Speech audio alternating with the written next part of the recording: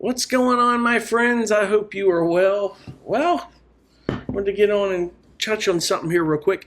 Sorry I've been a little quiet. It's had a lot going on, man. I may have mentioned that on the 10th of March, I was in a car accident that jolted me pretty well. Yeah, it's crazy because the guy to my right that took the big blunt of it slammed into me. You look at my car and think there's not much damage, but there's quite a bit. It's just not as much as his. His car is totaled.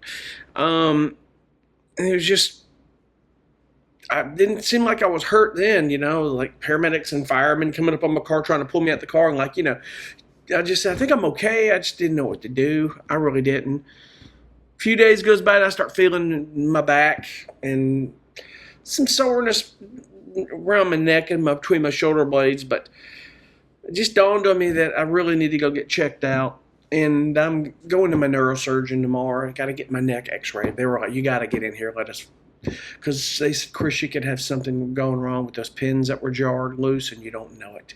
So that's that. We're going to address my lower back and find out what's going on. Just weird and ironic because everybody kept saying, you'll have maybe a delayed effect. I mean, you may not be okay, but you're in that situation, you're kind of freaked out, a little nervous, and you don't know what to do. And where I was at, I just didn't want to be taken into that hospital over there. I just was like, I wasn't home. Or, human nature is weird. I mean, if I were closer here, I would have said, well, let's go anyway. But, obviously if I were hurt real bad, I wouldn't have been making a decision on anything. They would have been taking me to the hospital.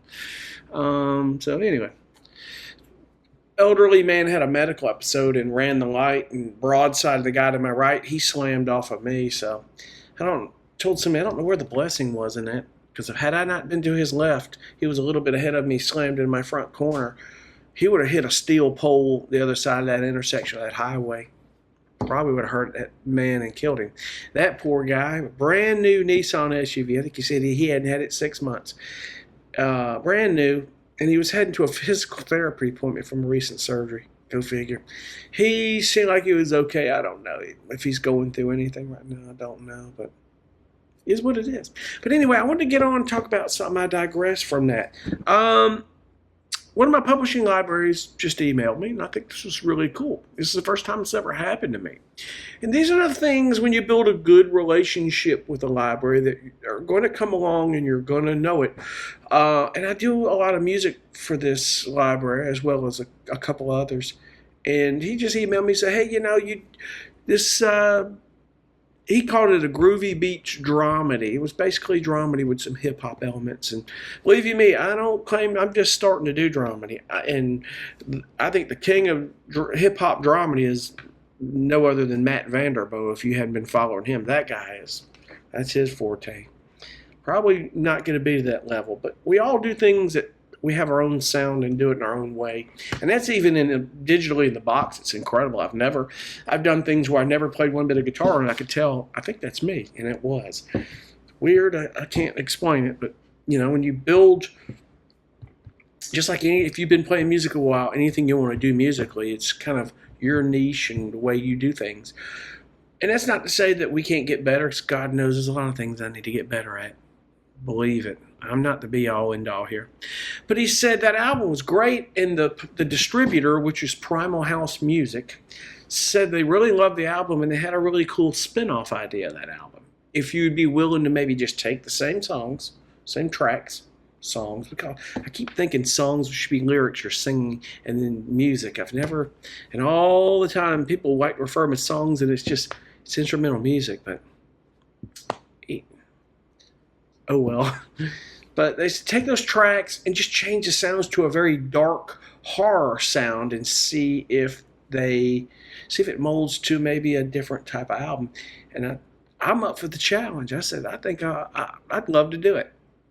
Basically just don't change a thing. Just go in and change sounds and see if you can get a dark, like two versions of this same album, which is really cool. It's a great concept, I think. It's and for them to notice that, and they have a lot of tracks in that system, some people must be using this album and maybe throwing ideas on that as well, and I think that's cool. So you're going to come across this sometime where people are going to people are going to ask you to do things, and be willing to do it.